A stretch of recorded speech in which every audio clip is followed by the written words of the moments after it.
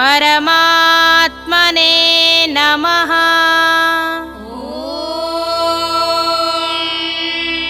श्री परमात्मने नमः। श्रीमद्भगवद्गीता श्रीमद्भगवद्गीता अथ अष्टमोऽध्यायः। अथ अष्टमोऽध्यायः।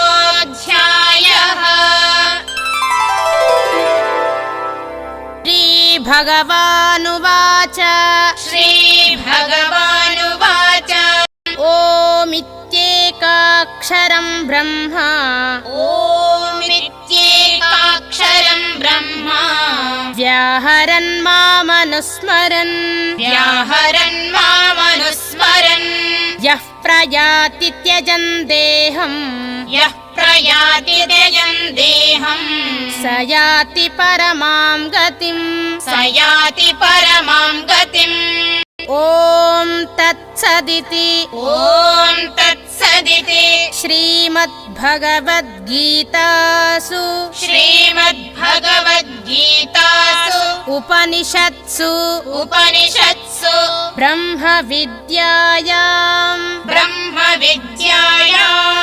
योगशास्त्रे श्रीकृष्णार्जुन संवादे अक्षरब्रह्मयोगो नाम अष्टमोऽध्यायः।